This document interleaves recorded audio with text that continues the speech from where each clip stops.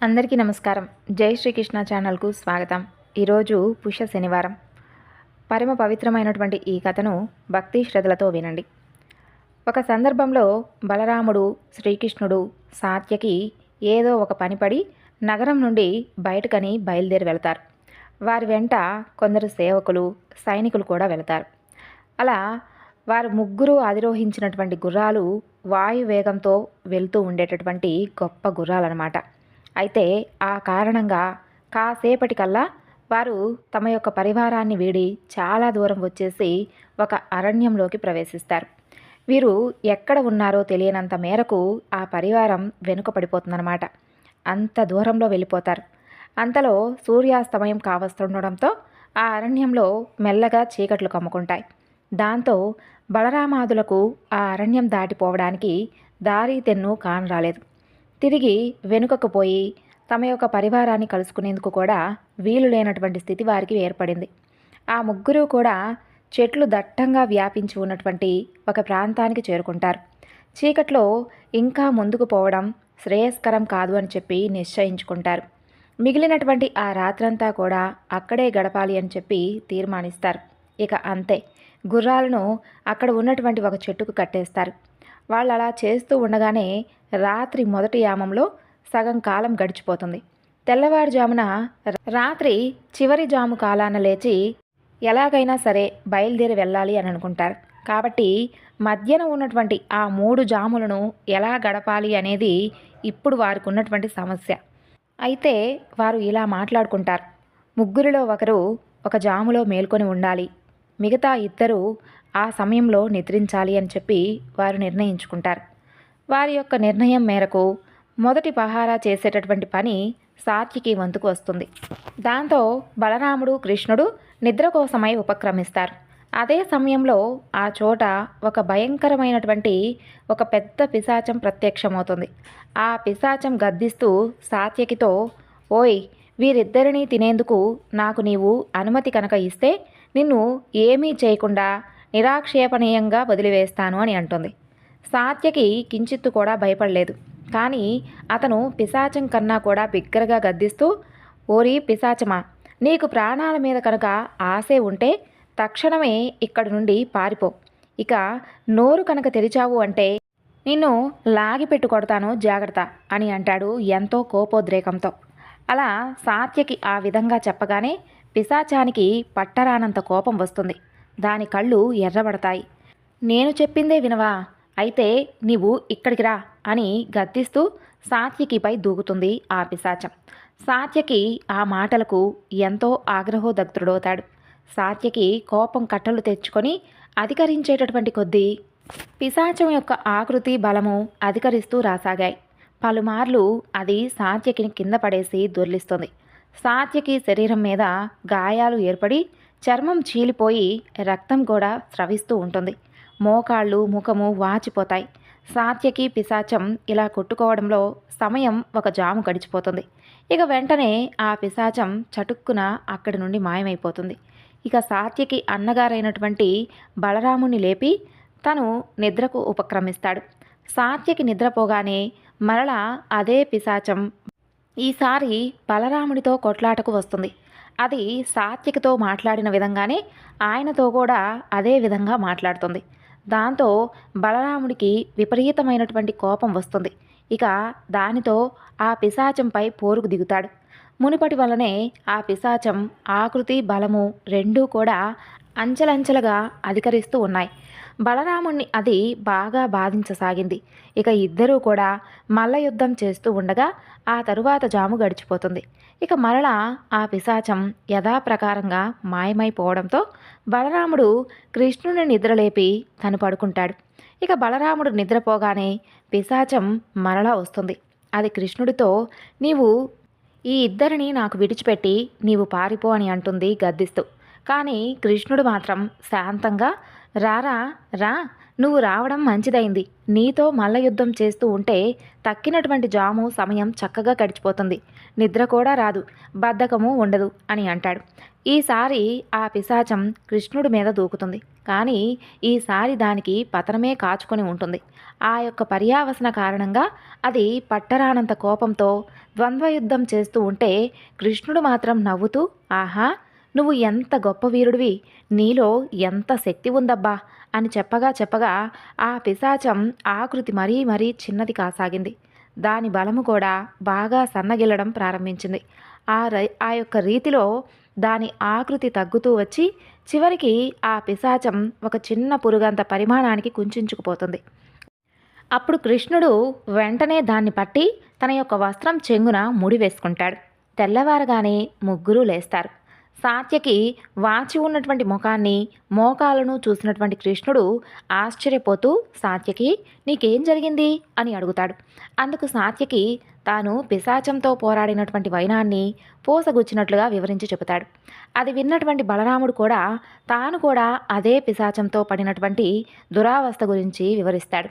సాత్యకి బలరాముడు చెప్పింది విన్నటువంటి కృష్ణుడు నవ్వుతూ తన యొక్క వస్త్రం చెంగున ఉన్నటువంటి ఆ ముడిని విప్పుతాడు. అందులో కట్టి ఉంచినటువంటి ఆ పిశాచాన్ని బయటకు విసిరివేస్తాడు. ఆ అల్పమైనటువంటి ఆకృతిని చూపుతూ కృష్ణుడు సాత్యకి బలరాములతో, ఇదిగో ఇదే ఆ పిశాచం, మీరు ఏ మేరకు కోపం చూపించారో అదే మేరకు దాని బలము ఆకృతి పెంపొందాయి. మీ ఇద్దరికీ కూడా ఇది ఎవరో తెలియరాలేదు. దీనినే కోపం అంటారు. కోపం స్వభావమే ఇది.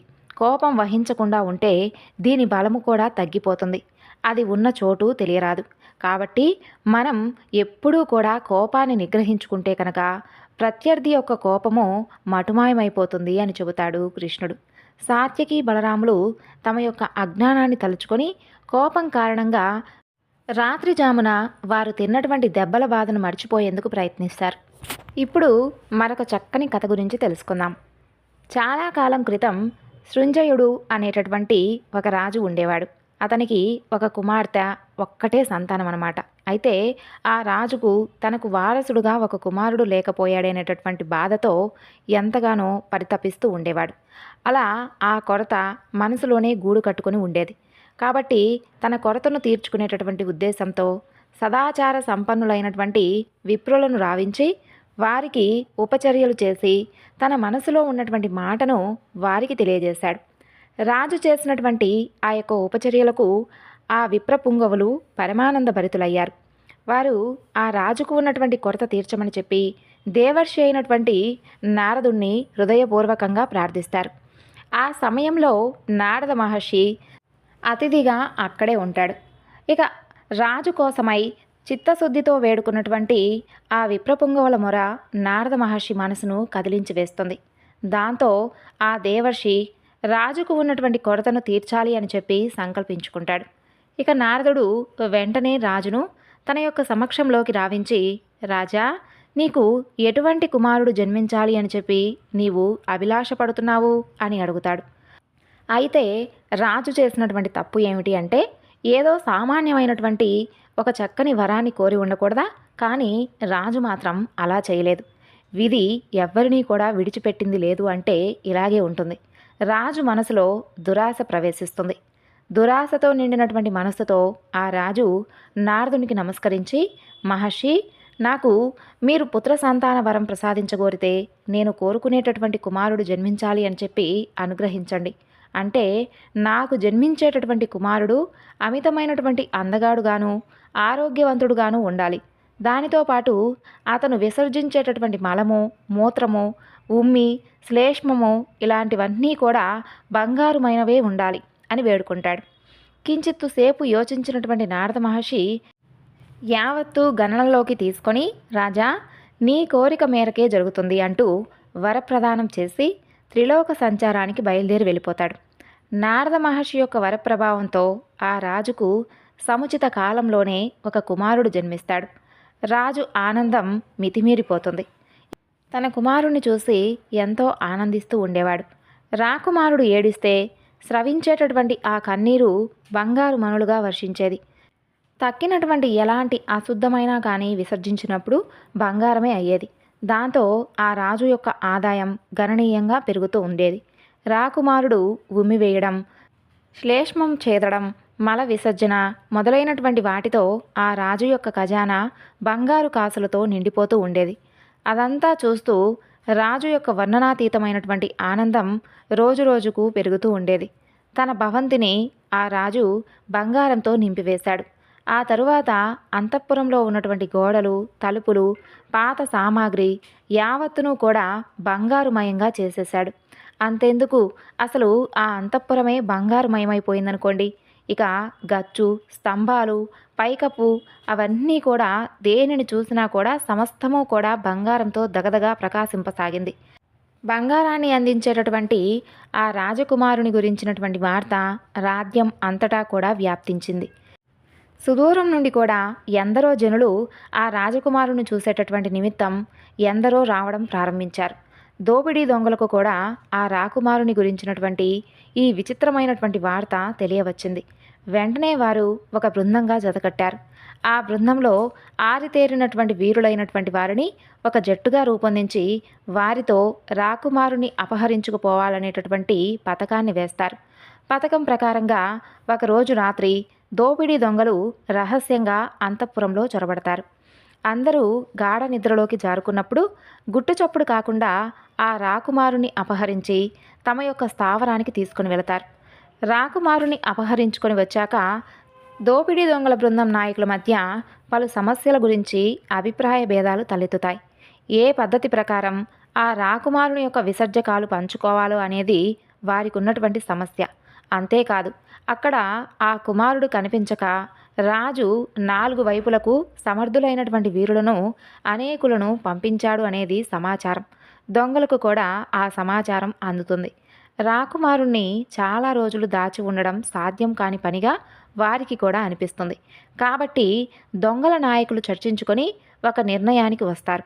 రాకుమారుని చంపివేయాలి అని, ఆ తరువాత లభించేటటువంటి బంగారాన్ని సమానంగా పంచుకొని గుట్టుచప్పుడు కాకుండా వెళ్ళిపోవాలి అనేటటువంటి నిర్ణయానికి వచ్చినటువంటి ఆ దొంగలు వెంటనే దానిని అమలు పరిచేందుకు ఉద్యమిస్తారు. కరుడు కట్టినటువంటి క్రూరత్వానికి ప్రతీకాలైనటువంటి ఆ బందిపోట్లు రాకుమారుణ్ణి నిర్దాక్షిణ్యంగా చంపివేస్తారు. రాకుమారుని యొక్క శరీరం 2 ముక్కలు అయ్యిందే తప్ప అతని శరీరంలో చిన్న మొత్తు బంగారం కూడా లభించలేదు. దురాశతో తను కోరినటువంటి వరం వలన సృంజయుడు తన యొక్క కుమారుణ్ణి కాపాడుకోలేకపోతాడు. రాజుకే పుత్రుని దుర్మరణ శోకం తప్పలేదు. అదే దురాశ కారణంగానే దొంగలు రాకుమారుని కూడా చంపివేశారు. ఈ కారణంగానే వారికి కించిత్తు బంగారం కూడా లభించలేదు. అందుకు మారుగా నిష్కారణంగా ఒక పసిబాలును చంపినటువంటి పాపం కూడా చుట్టుకుంది. అంతేకాదు, ఆ రాజు ఆగ్రహానికి కూడా గురయ్యారు. చివరకు రాజభటులకు పట్టుబడి ఉరితీయబడ్డారు. కాబట్టి దురాశచే సృంజయుడు లేక లేక కలిగినటువంటి కుమారుణ్ణి కోల్పోయాడు. బందిపోటు దొంగలేమో ప్రాణాలనే కోల్పోయారు. ఈ కథ మహాభారతంలో శాంతి పర్వంలో చోటు చేసుకుంది. ఈ కథ ఒకడు నిత్యము కూడా బంగారు గుడ్డు పెట్టేటటువంటి బాతును తెగనరక్క దాని కడుపులో అనేక బంగారు గుడ్లు ఉంటాయి. వాటన్నిటినీ కూడా ఒకేసారి అమ్మితే అమితమైనటువంటి ధనవంతుని అయిపోతాను అని చెప్పనుకొని ఆ బాతును చంపినప్పుడు దాని పొట్టలో ఏదీ ఉండదు. అంతేకాదు, ప్రతిరోజు కూడా తాను పొందుతూ ఉన్నటువంటి నిరంతరమైనటువంటి ఆదాయాన్ని కూడా కోల్పోతాడు. ఇప్పుడు మరొక కథ గురించి తెలుసుకుందాం. పూర్వం వివేకపుర రాజ్యాన్ని పరిపాలించేటటువంటి సాధకవర్మ అనేటటువంటి ఒక రాజు ఉండేవాడు. అతను సమర్థుడైనటువంటి పాలకుడు. అతని పాలన ప్రజానురంజకంగా ఉండేది. ప్రజలు కూడా ఎలాంటి కొరత లేకుండా వారి యొక్క జీవనాన్ని సాగిస్తూ ఉండేవారు. దాంతో ఆ రాజు యొక్క కీర్తి అంతా కూడా సర్వత్రా వ్యాప్తిస్తుంది. రాజు కుటుంబంలో జన్మించినటువంటి సాధకవర్మ పుట్టింది మొదలు రాజభోగాలలోనే మునిగి తేలుతూ వచ్చాడు. అతను సింహాసనాన్ని అధిష్ఠించిన తర్వాత ఎన్నెన్నో చెప్పుకోదగినటువంటి సాధనలను చేసి గొప్ప కార్యసాధకునిగా కూడా పేరు తెచ్చుకుంటాడు. సక్రమంగా రాజ్య పరిపాలనను చేయడం వలన ఆ రాజు మానసిక పరిణతిని సంతరించుకుంటాడు. అలా కొంతకాలం తరువాత లౌకిక సుఖాలను యథేచ్ఛగా అనుభవిస్తూ ఉండడంతో ఆ రాజుకు వీటన్నిటి పట్ల విరక్తి కలుగుతుంది. ఆ తరువాత అతని మనసు అంతా కూడా భగవంతుని యొక్క సాక్షాత్కారం ఒక్కటే ఈ జీవితానికి పరమావధి అని చెప్పి అతని మనసుకు అనిపిస్తుంది. ఇక అంతే, ఆ రాజు ధార్మికమైనటువంటి సత్యాలను వక్కానించేటటువంటి శాస్త్రాలను పఠించడము, వాటి గురించి చింతన చేయడము ప్రారంభిస్తాడు. ఇంతవరకు ఆతురత, ఆదుర్తాలతో నిండినటువంటి పాలనా నిర్వహణలో తలమునకనైనటువంటి ఆ రాజుకు ఎంతగానో ప్రశాంతతను చేకూర్చేలా చేశాయి ఇవన్నీ కూడా. అలా ఉండగా ఒకనాడు ఆ రాజు శ్రీమద్ భాగవత గ్రంథం పఠించడం ప్రారంభిస్తాడు. దానిలో సుఖమహర్షి పరీక్షిత్ మహారాజుకు 7 రోజుల్లో శ్రీమద్ భాగవతాన్ని చెప్పగా అది విన్నటువంటి పరీక్షిత్ మహారాజు ఆత్మజ్ఞానం పొందాడు అని చెప్పి తెలియజేయబడి ఉంటుంది. ఆ విషయం చదవగానే ఆ రాజు మనసులో హఠాత్తుగా ఒక యోచన మెరుస్తుంది. ఆహా, ఆత్మజ్ఞానాన్ని పొందడానికి ఇటువంటి ఒక సులభమైనటువంటి మార్గం ఉంది అని నాకు అసలు ఇంతవరకు తెలియకుండా పోయిందే. నేనిప్పుడు పరీక్షిత్ మహారాజు వల్లనే శ్రీమద్ భాగవతం ఎవరైనా కానీ నాకు కూడా చెబితే నేను శ్రవణం చేస్తాను అని అనుకుంటాడు సాధకవర్మ. ఇక వెంటనే ఆ రాజు మంత్రిని పిలిచి నాకు శ్రీమద్ భాగవతాన్ని శ్రద్ధగా చెప్పగలిగేటటువంటి ఒక పండితోత్తముణ్ణి నియమించండి అని చెప్పి ఆదేశిస్తాడు. రాజుగారి ఆదేశం వినగానే మంత్రికి చటుక్కున ఒక ప్రఖ్యాత భాగవత పండితుణ్ణి జ్ఞాపకం కలిగేలా చేస్తుంది. మహారాజా, మన వివేకాపురిలోనే గొప్ప పండితుడు ఒకరు ఉన్నారు. ఆయన ఖ్యాతి గురించి తెలియని వారు అంటూ ఎవ్వరూ ఉండరంటే అతిశయోక్తి కాదు. మీరు కూడా ఆయన గురించి వినే ఉంటారు. బ్రహ్మశ్రీ, పురాణ వల్లభ, ఇతిహాస ఆచార్య, సిద్ధాంత భూషణ, వేదాంత కేసరి శ్రీ శ్రీ రాజా శర్మ గారి గురించి నేను ప్రస్తావిస్తున్నాను. ఆయనకు శ్రీమద్భాగవత పురాణం కరతలా మలకము. ఆయన చెప్పేటటువంటి ప్రవచనాలు విని జనులు సైతం మైమరిచిపోతూ ఉంటారు. మీ ఆకాంక్షను నెరవేర్చడానికి అన్ని విధాల అర్హత కలిగినటువంటి పండితుడు కేవలం ఆయన ఒక్కడే. ఆయన ప్రవచనాలు ఎక్కడ జరిగినా ఎప్పుడు జరిగినా జనాలు అందరూ కూడా తండోపతండాలుగా వచ్చి హాజరవుతూ ఉంటారు. అసలు ఆయన చెప్పేటటువంటి ప్రవచనం అంత ఖ్యాతిని సంతరించుకుంది అంటే అందుకు కేవలం కారణం ఏమిటి అంటే భాగవత ప్రవచనం మాత్రమే. అనేక సాంస్కృతిక సంఘాలు కూడా ఆ మహాపండితుడికి అనేక బిరుదులు కూడా ఇచ్చాయి. కాబట్టి ఆయనే మీకు చెప్పగలిగేటటువంటి సమర్థుడు అని నాకు అనిపిస్తుంది అని అంటాడు. ఇక మంత్రి మాటలు విన్నటువంటి ఆ రాజు ఆ మహాపండితుడి వద్దే భాగవత శ్రవణం చెయ్యాలి అని చెప్పి నిశ్చయించుకుంటాడు. కాబట్టి మంత్రితో, మీరు చెప్పింది ముమ్మాటికి నిజం. ఆ పండితుడే నాకు గురువుగా ఉండి భాగవతాన్ని బోధిస్తాడు కాక ఆయన పురాణ ప్రవచనానికి ప్రతిరోజు కూడా లభించేటటువంటి ఆదాయం కంటే కూడా అధిక మొత్తం మన ఖజానా నుండి ఇచ్చేటటువంటి ఏర్పాట్లు చేయండి అని చెప్పి ఆదేశిస్తాడు. రాజుగారి ఆదేశం మేరకు మంత్రి అన్ని ఏర్పాట్లు చేస్తాడు. మహా విద్వాంసుడైనటువంటి రాజాశర్మకు ఆహ్వానం వెళుతుంది. ఆహ్వానం అందగానే పండితుడికి కలిగినటువంటి ఆనందం వర్ణనాతీతం. ఇటువంటి ఒక పురస్కారం జీవితంలో అసలు తనకు లభిస్తుందా అని చెప్పి కలలో కూడా ఆయన ఎప్పుడూ ఊహించింది లేదు. ఇక రాజ్యాన్ని పాలించేటటువంటి రాజుకే గురువుగా నియుక్తుడు కావడం సామాన్యమైనటువంటి విషయమా అని చెప్పి ఆయన యొక్క సన్నిహితులు కూడా ఆయన్ను ఎంతగానో ప్రశంసించారు. అంతఃపురంలో రాజుకు భాగవతాన్ని బోధింపడం ప్రారంభించాడు. ఆయన తనకు ఉన్నటువంటి ప్రతిభను పలు కోణాలలో ఆ రాజుకు వ్యక్తపరిచాడు. శాస్త్రాల నుండి అనేక ఉదాహరణలతో కూడినటువంటి ఎన్నో కథలను ఎత్తి చూపుతూ భాగవత ప్రవచనం గురించి ఆయనకు చెప్పసాగాడు. ఈ విధంగా 2 నెలల పాటు భాగవత బోధనా తరగతులు నిరాటంకంగా సాగాయి. భాగవతాన్ని శ్రవణం చేయడం వలన తనకు ఆత్మజ్ఞానం కలుగుతుందని చెప్పి భావించినటువంటి ఆ రాజు అలా ఆత్మజ్ఞానం ఏదీ కూడా తనకు కలగలేదని చెప్పి గ్రహిస్తాడు. దాంతో ఒకనాడు ఆ రాజు పండితుడితో సూటిగా ఇలా అడుగుతాడు. స్వామి, భాగవతాన్ని పరీక్షిత్తు 7 రోజులే శ్రవణం చేశాడు. ఆ 7 రోజుల్లోనే పరీక్షిత్తుకు ఆత్మజ్ఞానం కలిగింది. మరి నేను మీ వద్ద 2 నెలలుగా భాగవతాన్ని అమితమైనటువంటి శ్రద్ధతో వింటూ వస్తున్నాను. అటువంటప్పుడు నాకెందుకు ఇంకా ఆత్మజ్ఞానం కలగలేదు? ఇందుకు గల కారణం ఏమిటి? కారణాన్ని మీరు నాకు రేపు ఉదయమే తెలియజేయాలి. లేకపోతే రోజూ కూడా మీకు అందుతున్నటువంటి రాజ సన్మానాలు ఆగిపోతాయి అని చెబుతాడు. రాజుకు ఏం జవాబు చెప్పాలో ఆ పండితుడుకు అర్థం కాలేదు. కారణం ఆయనకు కూడా తెలియదు కాబట్టి. ఇక ఆయన మనోవేదనతో తిరిగి ఇంటికి వెళ్ళిపోతాడు. పండితుడికి ఒక చిన్న కూతురు ఉంటుంది. ఆమె పేరు మహామేధ. పేరుకు తగ్గట్లుగా కుశాగ్ర బుద్ధి అయినటువంటి ఆమె తండ్రి అంతఃపురం నుండి రాగానే అలవాటుకు మారుగా గూడు కట్టుకున్నటువంటి దిగులుతో ఉండడం గమనిస్తుంది. వాడిపోయి ఉన్నటువంటి తండ్రి ముఖాన్ని చూస్తూ, నాన్నగారు, మీరు ఎందుకు ఈవేళ ఇలా కలతగా ఉన్నారు? ఎందుకు అంత దుఃఖంగా కనిపిస్తున్నారు? అంతఃపురంలో ఏదైనా కానీ వేదన కలిగించేటటువంటి సంఘటన ఏదైనా జరిగిందా అని చెప్పి ఆరా తీస్తున్నటువంటి ధోరణిలో అడుగుతుంది.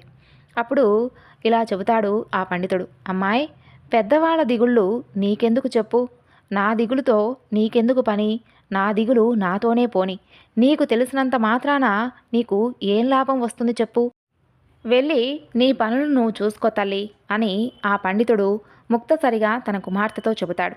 కానీ తండ్రి చెప్పింది విని మహామేధ అంతటితో వదిలిపెట్టలేదు. మీ దిగులు ఏమిటో చెప్పి చూడండి. పిల్లలే అయినా వారికి కూడా కొంచెం బుద్ధి ఉండకుండా ఉంటుందా చెప్పండి? ఒక చిన్న పుల్ల పళ్ళ సందుల్లో ఇరుక్కున్నటువంటి ఆహార పదార్థాలను తొలగింపడానికి ఉపయోగపడుతుంది. ఇనుప శూలం సైతం చీల్చుకొని పోలేనటువంటి బండరాతిలో చెట్లను వేరు చొచ్చుకుపోవడం చూస్తూనే ఉంటాం కదా అని అంటుంది దృఢమైనటువంటి స్వరంతో. పండితుడుకు కుమార్తెకు ఉన్నటువంటి తెలివితేటలు తెలియనివి కావు. కానీ ఇప్పుడు ఆమె తనకు ఎలా సహాయపడగలదా అని యోచిస్తూనే ఆమెను నిరాశపరచడం ఇష్టం లేక జరిగినదంతా కూడా ఆమెకు తెలియజేస్తాడు. తండ్రి చెప్పింది సావధానంగా విన్నటువంటి మహామేధ, నాన్నగారు, రేపు అంతఃపురానికి పోతున్నప్పుడు నన్ను కూడా మీతో పాటు తీసుకుని వెళ్ళండి. రాజుగారి ప్రశ్నకు సరైనటువంటి జవాబు నేనే స్వయంగా ఆయనతో చెబుతాను అని దృఢమైనటువంటి స్వరంతో, ఉట్టిపడుతున్నటువంటి ఆత్మవిశ్వాసంతో పండితుడుకు తన కుమార్తె మాటలు నవ్వులాటగా అనిపిస్తాయి. కానీ ఆమె చెప్పినటువంటి ఆ మాటను మాత్రం తోసిపుచ్చలేకపోతాడు. మర్నాడు ఆ పండితుడు కుమార్తెను తీసుకొని రాజసభకు వెళతాడు. పండితుడు ఏం చెప్పబోతాడో అని చెప్పి వివేకపురి రాజు ఎంతో ఆతృతతో ఎదురుచూస్తూ ఉంటాడు. అప్పుడు ఆ పండితుడు రాజుకు నమస్కరించి, రాజా, మీ ప్రశ్నకు నా కుమార్తె జవాబు ఇస్తుంది అని చెప్పి వినయంగా చెబుతాడు. అయితే పండితుడు తన కుమార్తెను తీసుకుని వస్తున్నాడనో లేదంటే ఆమె తన ప్రశ్నకు జవాబు ఇవ్వబోతుందనో సాధకవర్మ కించిత్తు కూడా ఊహించలేదు.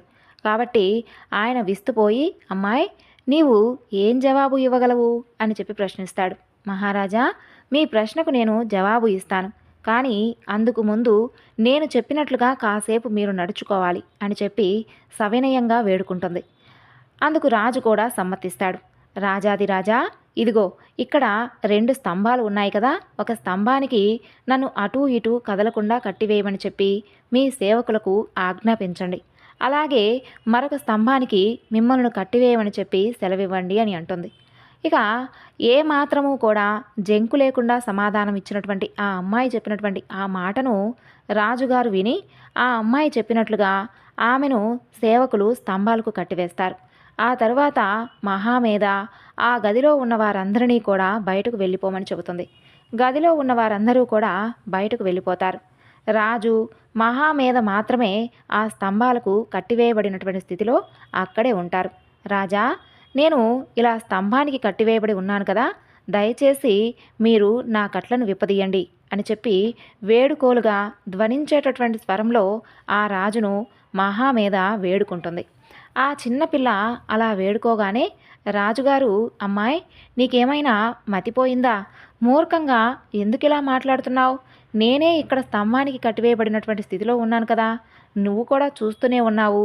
భద్రుడనై ఉన్నటువంటి నేను నిన్ను బంధాల నుండి ఏ విధంగా విడిపించగలను చెప్పు అని చెప్పి ఆ రాజు అసహనంగా అడుగుతాడు. అది వినగానే మహామేధ పకపకా నవ్వుతుంది. మహారాజా, మీ ప్రశ్నకు సరైనటువంటి జవాబు మీరే చెప్పేశారు. పరీక్షిత్తుకు భాగవతాన్ని ఉపదేశించినటువంటి సుఖమహర్షి ఆత్మజ్ఞానం సంతరించుకున్నటువంటి మహాత్ముడు, పరమహంస. ఆయన ద్వారా భాగవత ప్రవచన శ్రవణం విన్నటువంటి పరీక్షిత్తు 7 రోజుల్లోనే ఆత్మజ్ఞానం పొందడంలో ఆశ్చర్యం ఏముంటుంది చెప్పండి. మరి నా తండ్రి గారో అజ్ఞానంలో ఉన్నటువంటి ప్రాపంచిక అనురక్తిలో కూరుకుపోయినటువంటి వ్యక్తి. మాయ నుండి విడవడక భద్రుడై ఉన్నాడు. కేవలం మీరిచ్చేటటువంటి ధనం నిమిత్తం మీకు భాగవత ప్రవచనం గురించి చెబుతున్నాడు. ధనాన్ని ఆశించి ఆయన భాగవతాన్ని వినిపించగా విన్నటువంటి మీకు ఎలా ఆత్మజ్ఞానం లభిస్తుంది చెప్పండి? కేవలం శాస్త్రజ్ఞానంతో ఎలాంటి ప్రయోజనం ఒనగోరుతుంది చెప్పండి? పండితులకు శాస్త్రాలలో మంచి ప్రవేశం ఉండొచ్చు, కానీ వాటిని చిలుకల్లా పదే పదే ఒప్పగించి చెప్పడం మాత్రం ఎలాంటి హితమూ చేకూరలేదు. నిజంగా ఆధ్యాత్మిక జీవితంలో పురోగతి పొందాలి అని అనుకుంటే శాస్త్రాలలో ఉన్నటువంటి సత్యాలను జీవితంలో కూడా ఆచరణాయుతం చేయాలి. ఆ తరువాత చేసి చూపించాలి. మనిషి మనసులో కామకాంచనాల పట్ల అనురక్తి పాదుకొని ఉన్నంత వరకు కేవలం శాస్త్రాధ్యయనం మాత్రం ఆత్మజ్ఞానం వసకదు. అటువంటి వ్యక్తి ముక్తిని పొందనూ లేడు. మరలా చెబుతున్నాను, వెలుగుతున్నటువంటి దీపంతోనే తక్కినటువంటి దీపాలను వెలిగించగలం. ఆ విధంగానే బంధాల నుండి విడిపడ్డటువంటి ఆత్మజ్ఞాని ఒక్కడే బంధాల నుండి ఇతరులను విముక్తి చేసి ఆత్మజ్ఞానాన్ని పొందే విధంగా చేయగలడు అని చెప్పి ఆ పిల్ల వినమ్రంగా చెప్పి ఇంతటితో ముగిస్తుంది. ఆ పిల్ల మాటల్లోని వాస్తవం ఆ రాజుకు చక్కగా అర్థమవుతుంది. అంతలో సేవకులు గదిలోకి వచ్చి రాజు అలాగే మహామేధుల యొక్క బంధనాలను విడిపిస్తారు. ఆనాటి రాత్రే రాజు ఎవ్వరికీ చెప్పకుండా అంతఃపురం విడిచిపెట్టి వెళ్ళిపోతాడు. హిమవత్ పర్వత సానువుల్లో నివసిస్తూ ఉన్నటువంటి ఎవరైనా కానీ ఆత్మజ్ఞానిని ఆశ్రయించి కాలక్రమంలో ఆత్మజ్ఞానాన్ని సముపార్జించుకోవడానికి ఆ రాజు బయలుదేరి వెళతాడు. ఆ తరువాత ఆ రాజు ఆత్మజ్ఞానాన్ని తెలుసుకొని చివరకు భగవంతుని యొక్క సాక్షాత్కారం పొందుతాడు. ఈ కథలు మీ అందరికీ కూడా నచ్చాయి అనుకుంటున్నాను. నచ్చితే తప్పకుండా లైక్ చేసి మరికొంతమందికి షేర్ చేయండి.